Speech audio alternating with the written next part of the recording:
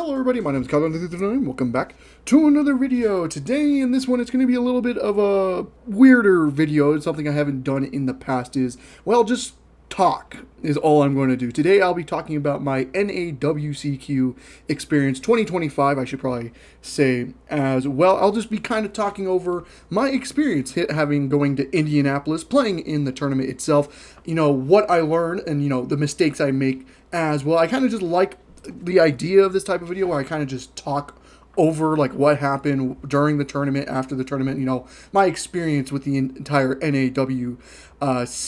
I just like the idea of that video. So this is going to be a little bit more of a calmer video. This might be something that you put on like the background. You don't necessarily need to watch because this is nothing really on screen you need to watch. If you want to know what deck I did play for the tournament, I did play what I've topped with a lot in the past couple months, and that was Mitsurugi Rizel, but I threw in the Fiendsmith engine as well. So I'll talk about why I decided to go with this list over, what the list I topped with a couple months ago in like Lubbock and Denver and stuff like that. But the first thing I want to do is talk about the people I actually met at the NAWCQ. Surprisingly enough, even though I think I am pretty small still, we're getting close to 1,000. We're nearly there, but I would say we're still relatively small. I actually met a couple people there. There was one person when I entered the venue on Friday at like 8 o'clock in the morning. I went up and I was looking for cards for like Lunalight and like Vanquish Soul cards that I needed to pick up. So I went to one of the vendors, and I can just tell this guy, he kind of looked at me and then he like took off his headphones and he's like, "You're the guy that does the sealed only, the blue eye sealed only, and you just started your masochist." I'm like, "Yeah, that's me." I didn't catch his name because we didn't really talk that much. He just kind of said, "Yeah, I like your content," which was cool as fuck. Again, the people who actually do this, that come up and just like just say that like, "Hey, I like your content." You guys make my day all the time. So that was cool. And then I had another person later in the day that when I was running a Winamax tournament also recognized me. I don't know his name, but I know he is from Montana and he plays Memento, and he sauced me in the finals of a Winamax, which was unfortunate for me because I really wanted to win the Winamax, but he was really cool as well. And we talked a lot during Saturday during the main event as well, but never catched his name. But I can tell you he's from Montana and he plays Memento, and that's it. But those were like the two guys that actually came up and like they recognized me through just the content itself, which was really, really cool. I do appreciate that a lot. But I had a lot of other people just come up talk to me, like a lot of people from Denver and Lubbock, because I go to those regionals all the time. Anytime I can go to those regionals, I go to those regionals. They always just come up and say, "Hey, how you doing? What's your record?" Also appreciate that as well. Like Sean came up, Sean Schneider, who topped 32 of the event, by the way. All came up at Denver. Like a lot of the Team Metro guys from Lubbock came up and said hi, which is really cool. So even though I still think I'm relatively like a small channel / player, it is nice to see that a lot of people recognize me when they go to big events. Not much, but still enough that it surprises me how many people do recognize me. But let's actually talk about the tournament itself, right? So what was my thought process going into this tournament, right? So my thought process was, what deck was I going to play? So Duelist Advantage just came out 2 weeks ago, so we had an option of playing, for at least myself, I was either going to play the Mitsu Rizel, which was, probably the main candidate because I've talked with this before. It's kind of a comfortability pick. I know, like, I haven't played this deck in a couple of weeks, but it's one of those decks I can just pick up straight away and play because I kind of learned everything with the deck. So it was kind of just a comfortability pick. But there was other options in, like, Lunalight. I'm not going to type it. Never mind. Lunalight and Vanquish Soul I could play as well. And I think Malice was also a consideration, like just last second switching to Malice and just playing Malice for the event was an idea as well. So the Vanquish Soul was pretty much gone straight away just because I realized I don't have any of the cards for it. I ended up picking up all the cards on Friday, so it wouldn't have been that much of the problem. But the problem with that is I would need the cards to practice and like test the deck the week before, which I just had no chance of doing so. So Vanquish Soul pretty much fell off straight away for me. And I also realized in like the little bit of testing I did online with it that if you don't get the Holy Sue right now with the deck is still in a really bad position. So I just decided no, I'm not going to play Vanquish Soul. So that was pretty much gone straight away. The other option, Malice, also was like gone straight away. Like I thought about maybe switching to Malice because I have played Malice in the past. But the problem with that is I haven't played Malice with the new support, with Allied Code Talker and the Agnister stuff and March Hare. I have not played Malice with that. I played Malice before that, and I stopped playing once the April 2025 ban list came out that limited all the names, right? I stopped playing it then, and I just haven't really picked up the deck since then because when the new support came out, the new Mitsurugi support came out, and I was kind of just on the new Mitsu stuff, right? So, haven't played Malice, and it was kind of one of those things I didn't really trust myself to know the combos straight away, even though I have played Malice in the past. The Malice I played in the past is a lot differently played how compared to what the new support does and how you play the new support. So I decided not to play Malice either, and the last thing was Lunalight, which was very close to me switching. If I'm not, if I'm in, like, it was. I wouldn't say it never overpassed the Mitsurugi Raizo, but like it ended up becoming like a 50-50 chance I played Lunalight over Mitsu. We wanted to try a lot of stuff. When I say we, by the way, I mean like Christopher Brandenberry, Jefferson Delaney in testing, and then a lot of the other guys like Spencer, Tommy, Josh also helped me test as well. And in testing, I was like, man, this Lunalight deck is insane, but I just don't know if I can get the lines in time, if I can learn all the lines in time for me to be confident going into the NAWCQ and play Lunalight. I really did like Lunalight, and another version I did want to try is playing like Mitsurugi Lunalight, which was kind of the idea, but I ended up never building to test that because I just didn't have enough time to test that. And yeah, I decided against Lunalight because I'm like, maybe people are going to be enough on sideboard hate where it becomes a lot worse in game 2s and game 3s. It is really bad against Droll and Lockbird as well. A Bestial pretty much hurts the deck as well. Like we were figuring out like if you hand trap at the correct position, you were in a bad spot. So I decided not to play Lunalight either. I decided just to play the comfortability pick and play Mitsurugi Raizo. Now, to be fair, I think no matter what deck I was going to play, like, and the reason why Malice and Vanquish Soul probably fell off straight away for me is because no matter what, I just wanted to play Mitsu. Like, I just love the new Mitsurugi support enough where I'm like, I just love this. I love this engine. I'm going to play this no matter what. And the Raizo just go with it. Maybe Lunalight Mitsu could have been a deck, but again, didn't really try that version of the deck. So we decided to go with this, but I did throw in Fiendsmith pretty last second as well. So this was an idea I thought about doing about the same week I topped Denver. I thought about playing a Fiendsmith little package inside as well. I decided not to do it for Denver just because it didn't have enough time to do so.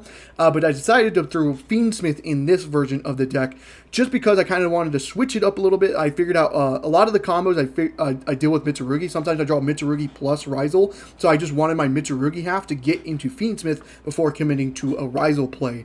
So that's the reason why I kind of committed to this. The Fiendsmith stuff also helps break fields and stuff like that. There was a lot of times when I went into an Exciton night against Malice and clear their field, like in Denver, I did that, but I couldn't go into Fiendsmith because I wasn't playing Fiendsmith at the time. But now I did do that in the tournament where I made Exicon against Malice, wiped the field, and then made a Requiem and kept playing from there, which is very nice as well. So even though this was a very smaller package, I decided to throw it in just because it was a smaller package. I decided to play Sanct just because it, one, takes less deck slots in the deck compared to Track with you needing to play Laurel, but two, it also plays around Droll and Lockbird, which the entire deck is pretty much set up to beat around. That's the reason why I threw Fiendsmith in here in the first place, is though if you start with Habakiri, Tributing Saji, searching Ritual Spell, if they droll you there, you can still get to Fiendsmith combo because you can go Ritual, summon Habakiri, sending Night Sword Serpent and Kusanji. Kusanji add back Ritual, and and the Serpent summon itself back. You have Habakiri and Kusanji. Any normal summon gets you any Night Sword Serpent plus any normal summon gets you to Moon, and then you can just Ritual summon Murakumo. So now you have a Murakumo plus a DDD setup as well, which is very nice as well. So that's the reason why I decided to go with that instead. And I thought about maybe just playing Paradise instead of Sanct. Sanct didn't really come up that much.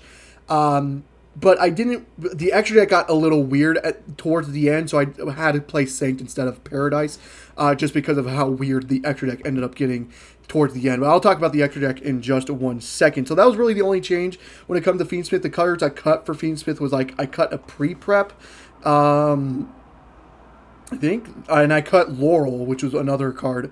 Or I'm sorry, I cut pre-prep, Pot of Prosperity, and Purification to throw in the 3 slots. So I put in the Purification into the side deck and then just cut the other 2 cards I just mentioned out of the topping list I topped a couple months ago with.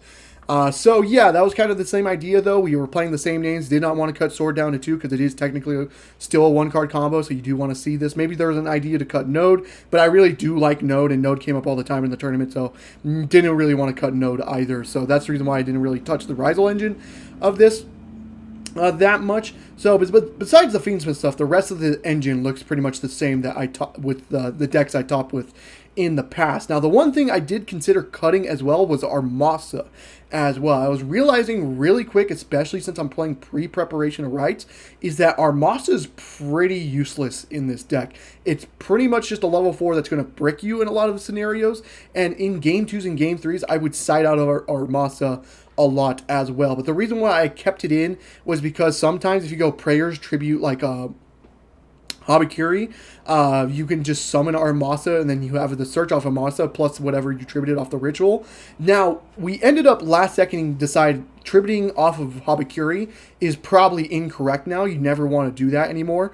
So since I'm never doing that line I just mentioned, you could probably cut this Armasa pretty nice, and you just never have to play with Armasa in the deck. So this is one of those cards I probably would cut now in the future, is just not play Armasa anymore, and I would just play the 1 Saji, 1 Kusanji, 1 Night Orb Serpent, and just kind of deal with that.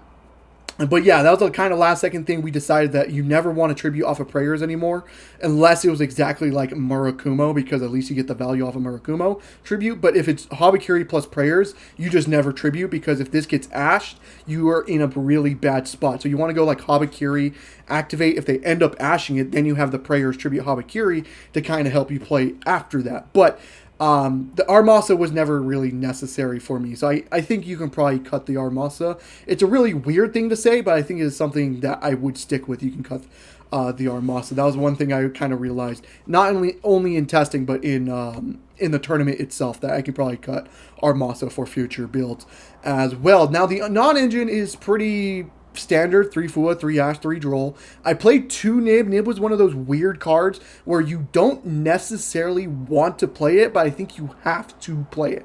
So, because a lot of the time Nib didn't really get that much value, especially like in the mirror match itself. Nib really never gets value, but you want to have Nib in corner case scenarios like Malice. You can, like, if you time your Nib correctly against Malice, it can hurt against like Vanquish Soul that goes for like Paradise Smasher lines. Nibiru was really good. That's actually what ended up winning me a match. Is a Vanquish Soul player I played in one of the rounds made a Paradise, and I nibbed on the Paradise summon to make sure I don't get locked out of my turn, which ended up winning the game because he didn't really have anything else to do after that. So I played 2 Nib. I don't think you necessarily need to play 3 Nib. I just played the 2. The 2 was perfectly fine. And then I was on 1 of each Bestial, 1 Magna, and 1 Druid's Worm, because I think the Bestials are really good in this format, so I think you do just have to play the Bestials. And then I'm playing 2 Imperms. These were droplets for a little bit, but again, we last second switched to this needs to be Imperm because of Lunalight, exactly, because we were really scared of Lunalight. I ended up not, like, the tournament itself, Lunalight didn't really do that much. I know it got 1 top in the top cut, but besides that, there really wasn't that much Lunalight in the tournament. So maybe we're just over-preparing for Lunalight, but we were scared enough of Lunalight where we're like, an Imperm on Gold Leo does do a lot, so we should play Imperm over Droplet in that scenario. Now, it doesn't necessarily matter. They both come, Droplet and an Imperm, basically do the same thing by technicality. Droplet just helps you play through bigger boards, but Imperm is just a nice hand trap. If you draw for turn, it's still not terrible. So it wasn't like that bad of a thing, because Imperm sometimes does feel bad in hand, especially against like Malice. Sometimes it just feels like it's a worthless card, but I decided to put it in for this tournament, and it honestly wasn't that bad. I'm glad I actually played Imperm in this tournament. So a little bit of a weirder non-engine I decided to play, but I really do like it. Again, I really liked my main deck. Like, before going into the tournament, I was actually questionable about the main deck, but when I played in the tournament, I'm like, you know what? I'm actually kind of glad I kept my engine like it did. Like, the only thing that, like, I would say is cutting the Armasa and putting in, like, another engine slot. But that's, like, legit it when it came to, like, the engine I didn't really like, and that was Armasa and just Armasa.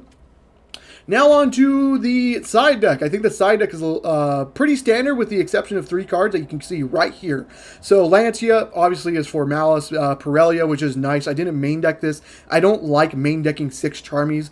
I just like the 3. I don't really want to brick on these, especially going first, so I decided not to play Pirellia in the main.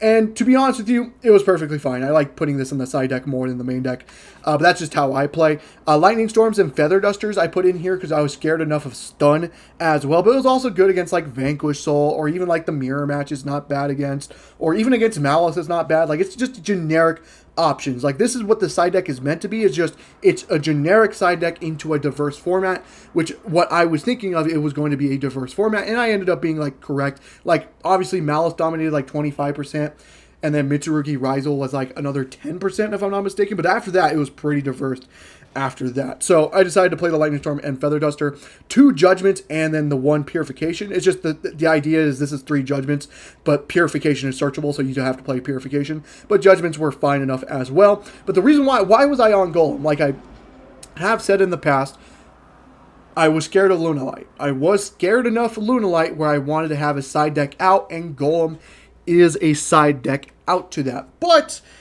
the good thing about Lava Golem is it's not just good against Lunalight, because if you don't know, this deck doesn't necessarily need its normal summon anymore.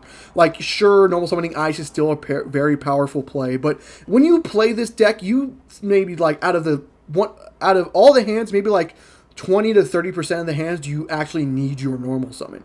So that's the reason why we played Golem over like a Kaiju maybe, is because we're like, you don't necessarily need your normal summon in this deck. Why don't you just play Golem instead? It hits more. Like if they end up on the Lunalight unaffected plus Baguska, you can just Golem both of those and now play your game, right? But the idea with Golem is not just good against what's the name? Lunalight. But it's also good, like, if you commit to, like, a Vanquish Soul, like, if they go full field, like, Rock plus Holy Suit, being able to Lava Golem that and force them to basically have another Holy Suit in hand is really good for you. Just, like, force them to have the attributes in hand already, which be very nice. Against, like, White Forest, like, if they go full combo, being able to Golem, like, a couple of their guys is still not a bad thing as well. The only thing that was really bad against Golem was like if you verse the Mirror Match or maybe Malice, it's not the greatest, but like in every other matchup though, like any Fiendsmith variant of a deck, like Memento Fiendsmith or something like that, Golem isn't actually necessarily that bad. And I'm honestly not against Golem. Now, I didn't side in Golem that much because, to be honest with you, I only really versed Mitsurugi and Malice. I versed 1 White Forest, which I did side in Golems, and I just didn't see it. And I versed 1 Blue Eyes, which I got on stream, by the way. That was insane. Which I didn't side in because he blind conceded, so I just didn't know he was on Blue Eyes, and I wouldn't put this sided in. I would not sign Golem blind, so I didn't do that either. But the rest of my matchups were, and I versed Vanquish Soul as well, which I did put in Golems as well, and ended up not drawing it anyways. But besides those 3 matchups, the other matchups were pretty much just Malice or Mitsurugi Rizel or pure Mitsurugi. So that's where Golem is just really bad for you. So there was only 3 matchups where this came up in, but I did side them in 2 of them, except for the Blue Eyes one, which I didn't because I didn't know it was Blue Eyes. But I think the idea with Golem is there. I'm not against this whatsoever. I just wish I drew it so to kind of see how it would do. But the idea behind Golem is there, so I'm not against this either. I actually really did like this side deck. And then for the extra deck, I think pretty much everything is standard. Exiton King, Dugaris, Eclipse, Duo Drive, Detonator, Aggregator, and DDD, because we're playing the Fiendsmith stuff. Requiem, Moon, Necroquip also makes sense as well. I still kept the IP Dynamono SP. I decided not to play a full Fiendsmith engine just because we were on very minor engine in the deck anyways. We didn't really need to commit that much to the extra deck. I didn't really want to play Sequence or Desiree like ever, because to be honest with you, it was really hard to get to that anyway since we're not on Laurel or anything like that. So I decided not to play Sequence or Desiree, and it was fine. I never needed those cards, so it was perfectly fine with me because I really wanted to keep IP, Dynamono, and SP. Because Dynamono was like a Baguska out. If you draw your Mitsu stuff, you can just go into a Dynamono out Baguska, which was nice. Same thing with SP as well. And then like IP, ending on an IP on your end field, it just makes things so much, like 10 times harder for opponents to break through your field. So I didn't want to cut IP either. So that, timed out to due to inactivity. Man, I've been talking a lot, haven't I? 20 minutes, that's whatever. Again, this is one of those videos you just put on the background because I'm just going to be talking the entire time. But yeah, I decided just to keep this in the engine. I played Underworld Goddess. Yeah, again, one of those things. I was just scared enough of Lunalight where I just wanted to have this in the extra deck. Now, just looking back on it, pretty silly because didn't verse a single Lunalight. Lunalight wasn't really that represented that well, but I still was scared enough of it because in testing, I think Lunalight's a lot more powerful than people are giving it credit for. Like, that's one of those decks I'm going to be trying in the future to try to break because I think Lunalight is there. I think of not that many people decided to try it for this event, unfortunately. But I think Lunalight is there. But I was scared enough of Lunalight where I put Underworld and the Goddess in the extra deck just in case.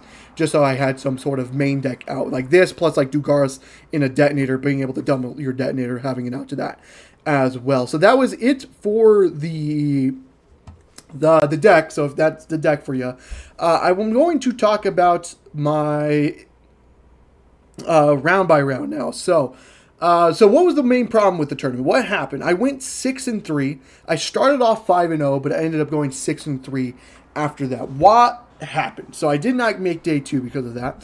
What happened? I started off good, and then I just failed after that. Well, it's because I got tired. Like the last 2 rounds especially, I was just gone. I got super fucking tired. It was one of those things like, this is one of those decks you have to manage your resources correctly since you're on so many engines and you're light on a lot of the engines. Like, you're not playing that much stuff to, like, recur. We're not on cross to recur our Risals and stuff like that. So, like, you have to play this deck correctly. But when you're tired, you don't play this deck correctly, you're pretty much in a bad position. And that's pretty much what happened in the final 2 rounds, is I just got tired, got tunneled on a couple plays, which I probably wouldn't have done if I wasn't tired. And it just ended up costing me in the end, unfortunately. So that's kind of what happened in this tournament. I started off really well, but then I ended up getting tired towards the end of the tournament, and that ended up is what's screwing me. It's also doesn't help that it takes 40 fucking minutes just to get into matches, and it also takes longer because I don't go into time anymore. It's one of those things I realized about myself as a player. I don't necessarily go into time anymore. I really don't. Like, I will finish matches with like 10 minutes still left on the timer, right? Like, I think the latest I got into time was with 7 minutes left in time. That is the latest I did. Like, I finish games pretty quickly because I'm about to talk about the stream in just 1 second because I did get on stream as well. It's one of those things that I play really fast. Like, that's just how I play. I play fast. If I don't think I'm going to break the field, I will concede straight away because I want to save that time.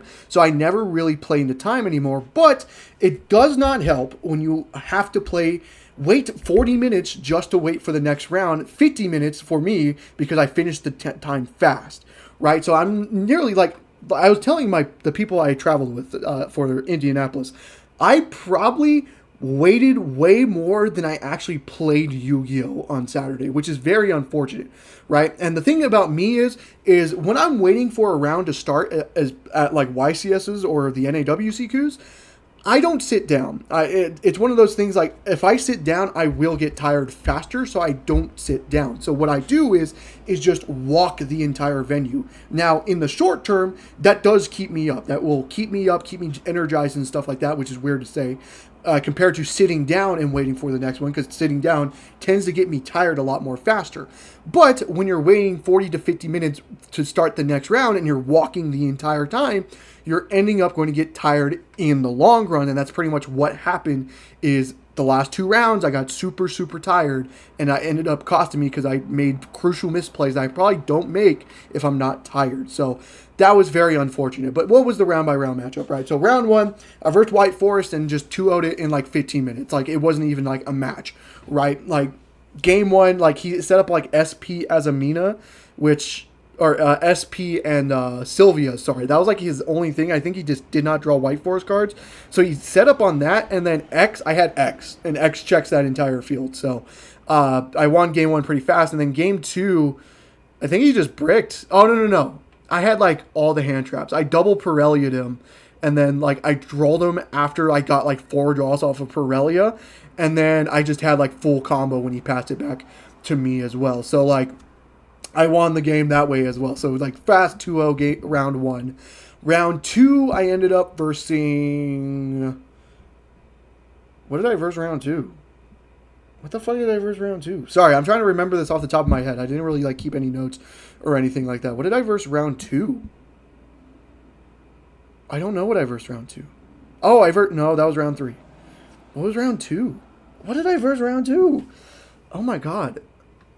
White Forest? What was after White Forest? What was after White Forest? I don't know. I can't think of what I versed round 2. Round 3, I versed round 2, I versed Malice. That's why I versed round 2. And then game 1, he won because he went full combo. Game 2, I won because I went full combo. And then game 3, I had Nib, Imperm, Fula, which like just checked him, and he gave me a couple draws. And the draws were like X'd plus like Habakiri. I'm like, oh, I just win the game. And I like ended up hard drawing Engraver as well. So that's what happened round 2. Sorry, I remembered it. Round 3, I versed Mitsu Rizel, the mirror match. He wasn't on Fiendsmith, but if I say Mitsu Rizel, I'm just going to consider it the mirror match because it pretty much is.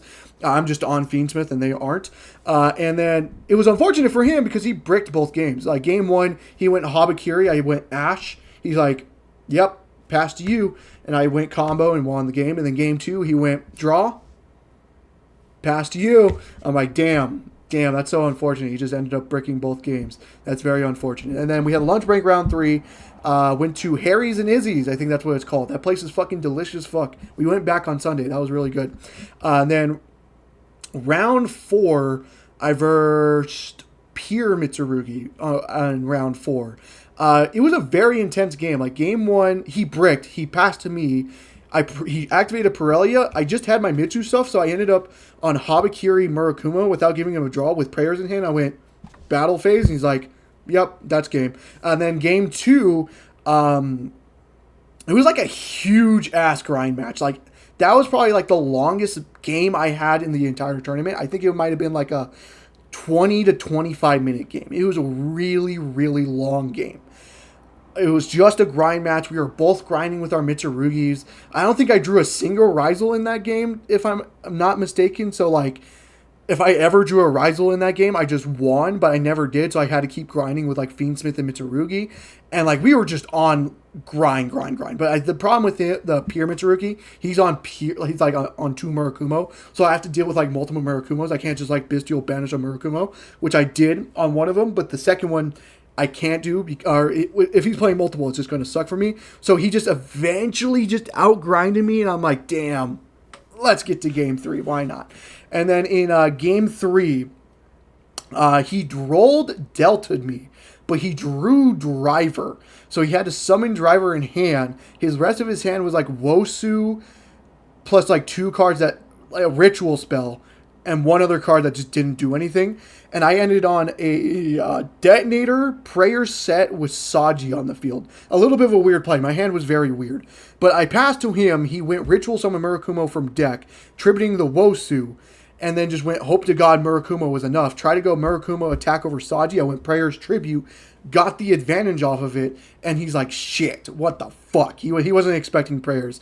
And then he passed to me. I'm like, cool, I have full Mitsurugi combo. Let's play, right? And then I ended up winning. Like the game, like game 1's and game 3 was like really fast. Like game 1 was like maybe 3 minutes, and then game 3 was maybe like 5 to 7 minutes. It was really game 2 that just took super, super long. But we ended up winning round 4. Round 5, I got on stream. That shit was wild as fuck. Let me put this on full screen here. This was really, really cool. I ended up getting on stream. Let me mute this just so you guys don't have to watch this. I got on stream. It was kind of weird how they did it. They kind of just chose us at random. And I ended up versing Blue Eyes, which is insane because, you know, a lot of people know my channel because of Blue Eyes, like the Blue Eyes Sealed Only and stuff like that. And I ended up versing against Blue Eyes. Now, obviously, I didn't know that until game 2, like turn 3, because just he blind conceded game 1, and then game 2 he kind of bricked, but then eventually drew into playable. But yeah, I got on stream, which was really cool. I was super nervous. I will say that I was super nervous on stream, but kind of one of those things. Even though I was nervous, my conscience kind of took over and played very correctly. Because when I look back on the stream, like especially this turn here, my turn 1 on game 1. I played really, really good, and I played super fast. Like, even, like, I think Billy Break kind of even mentioned it. Like, he was like, Billy Break was like, yeah, Santiago's playing really fast. That means he's confident with his deck. He's, you know, prepared for the tournament. Even though I was super nervous as fuck. But I was playing, like, super fast.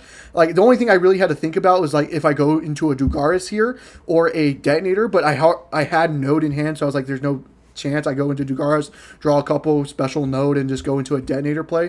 Like, my hand was fucking the stones in this. Like, the only thing I was really scared of was the Charmy cards. Like, I set 3, pass. Like, this I'm sorry, there's no deck in the world that's beating this Enfield. This Enfield is fucking absolutely disgusting. But yeah, he just blind concedes, which is really cool. Then, like, game 2, we both just bricked. We had a brick off for a little bit. Like, he set Judgment, pass. I went Feather Duster, pass. I think some people might question the Feather Duster play I did. Why did you Feather Duster if you were just going to pass again? I was scared if it was a floodgate. Like, even though I couldn't play, I was like, if this is a floodgate, I need to out it now. So I don't have, if I do draw playable, I don't have to worry about the floodgate, right? So if it was like mistaking arrest or something like that, like I wanted force him to chain like that floodgate, make him waste it, and then I just pass to him, right? But it ended up being Judgment, which still was really good because once he starts playing, like, he can't Judgment one of my actions, which is really good. But we got to a point where he went like summon Blue Eye or Sage, and I impermed it, so he just like made Blue Eyes attack for 3k, and then I went into a Fiendsmith play. He had to Nibiru there, and then I just passed to him. He finally drew into playable with Barrel Dragon. And then, like, did this play. I had the Druisworm, the Blue Eyes here, and because he was able to make seals if I didn't, so I was like, no, I can't let that happen. He just goes about, or battles, attacks over Druis. I clear the Nibiru, but the token's huge. It's like 6k attack and like 61 defense, if I'm not mistaken. He summons Blue Eyes in defense.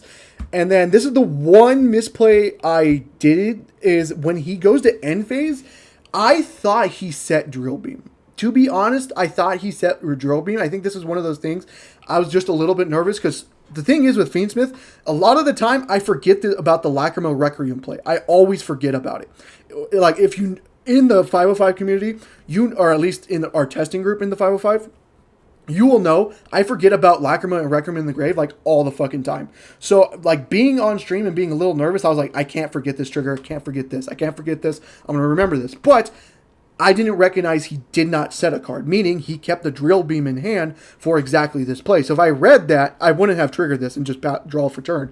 Like, I got caught off guard, and like, you can even see me word out at some point. I'm like, damn, I played straight into that. I should have just recognized that.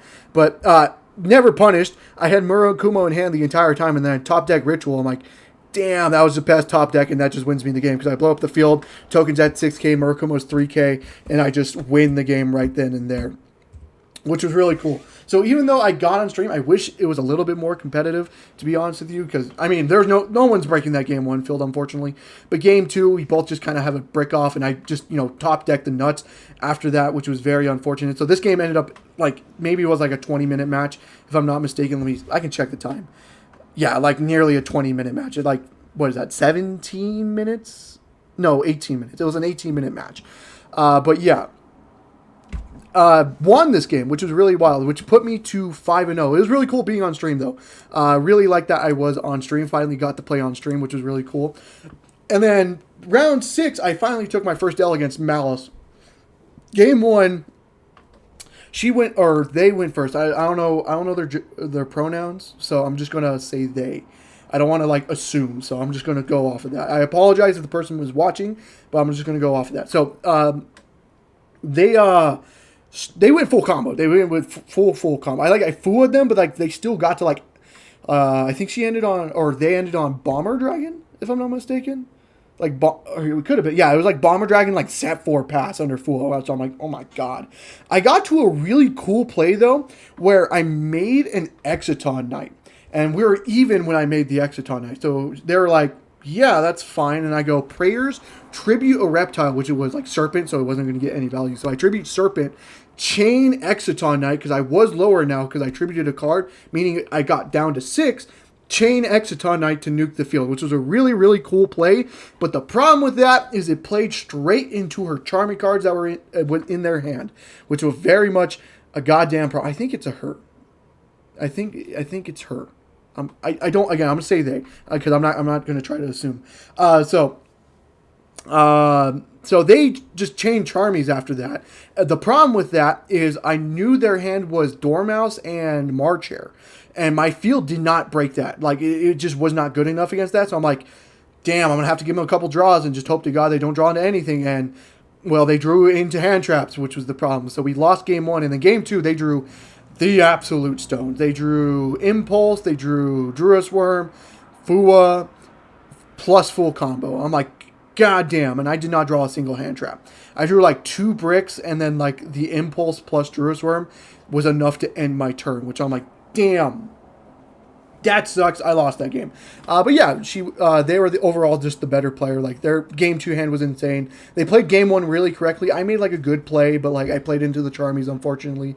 So I don't think there was really nothing I can do about that. Like, I think I played to the best of my abilities. I think I just got a little unlucky was all in that game. And then round 7, I versed Vanquish Soul, which was funny enough. I versed the same Vanquish Soul player I versed in one of the Winamats I did on Friday, which was funny because I ran Winamats with Lunalight on Friday, so they thought I was on Lunalight, and then they talents looked at my hand to, surprisingly enough, see Mitsurugi, and they were just really shocked. They were not expecting that.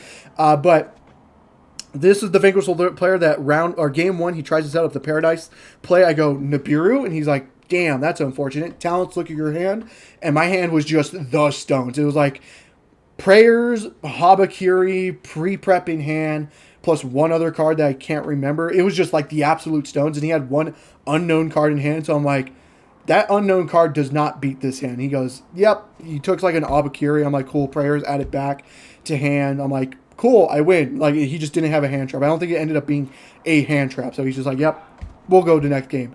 Game 2, we got to another like silly grind match where we both were down to top deck mode. Like, he had to normal summon Ghost Bell at one point to make a Typhon just so he can out a DDD and then pass back to me.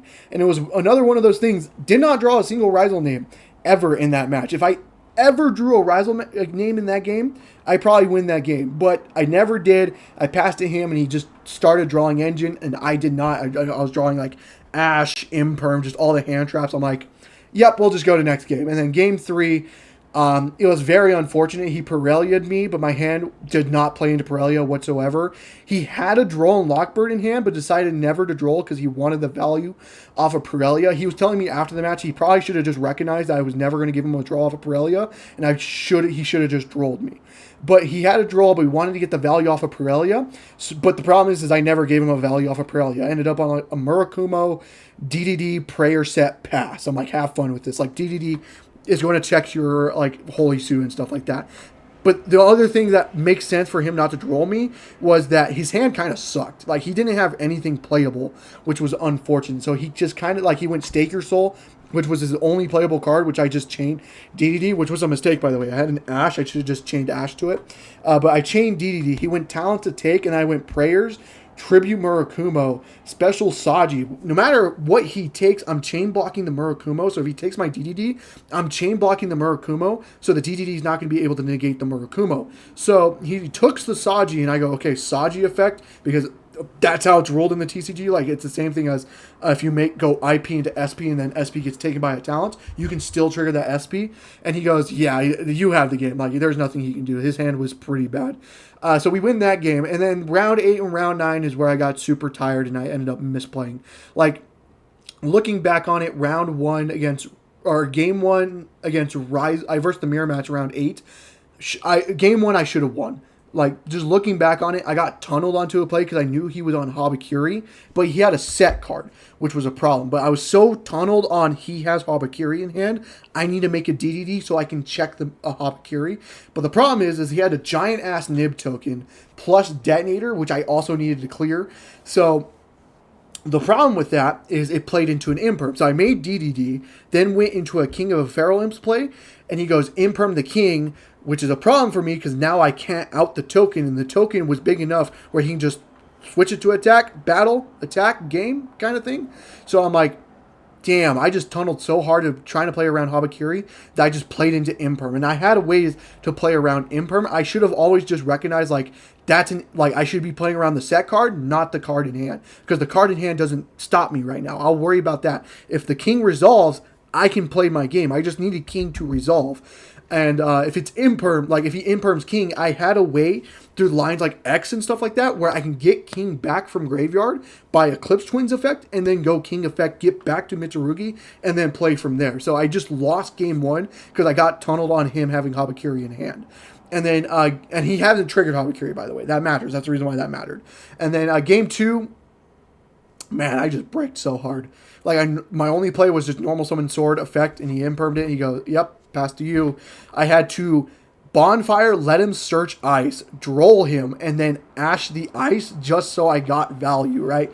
Which was enough, but then I top decked into Node. I'm like, fuck, I have to normal summon Node, dump special sword. It was really bad. It just played into all the hand traps in the universe. He ended up rolling me later in the turn as well. I'm like, oh, this is so bad. My hand was just terrible game 2. And then he wins game 2 as well. So that was very unfortunate. And then round 9, I was just way too tired. Like, I sat down. It was like one of the VIP players that I sat down next to or against. And I just sat down. I'm like, I'm too tired. I'm just too tired. I can't play. I made like so many misplays. Like, you remember how at the beginning of the video I said Prayers Tribute Habakiri was incorrect? Well, guess what I fucking did in that game? I went Prayers Tribute Habakiri. And guess why we don't do that play? Because if they ash the Prayers, you're in a fucked up position. And guess what he did? He ashed the Prayers. I'm like, damn, this is why. And I was even saying on his turn, all right, sorry about that. I got interrupted by a dog I wanted to say hi to. But yeah, and like, yeah, that's what happened round 9, unfortunately. I just misplayed all hell. I just knew, like, I physically felt I was tired. And like, that was just the unfortunate part. I just got so tired. It didn't help that I woke up at 7 o'clock in the morning and we didn't leave the venue until 11:30. So, you know, all fucking day.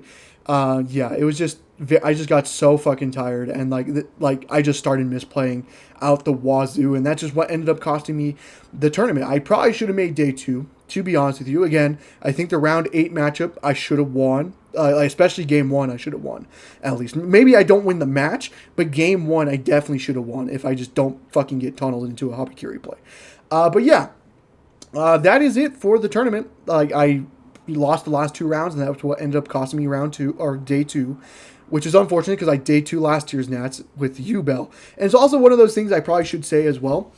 Another reason why I probably didn't do as well and probably got tired in the later rounds as well is I kind of wasn't having fun with the deck anymore. It's one of those things it's not necessary, but it's always nice when you're having fun with the deck you're playing. And that's how I am. Like, I have to have some sort of fun with the deck. And to be fair, when I drew the Mitsurugi portion of the deck, I was having fun.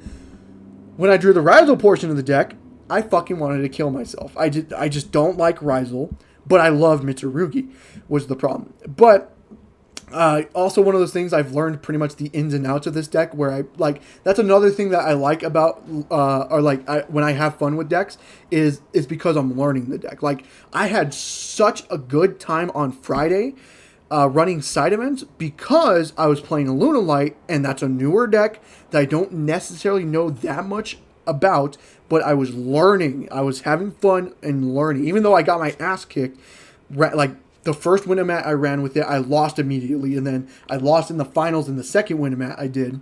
I was having fun. Like, I was legitimately having fun because I was learning a deck. I wanted to see what it does, and I'm like, this shit looks insane, to be honest with you. Every time I'm playing with it, I'm like, dude, there has to be something with this deck. And that's one of those decks I probably want to try to test more into the future as well. But with this deck, when I topped in Lubbock and Denver, I was having fun because I was still learning a lot, because that was like the first time I really played with Rizal. Because when I was Rizal and Malice, like back in January and February, I played Malice.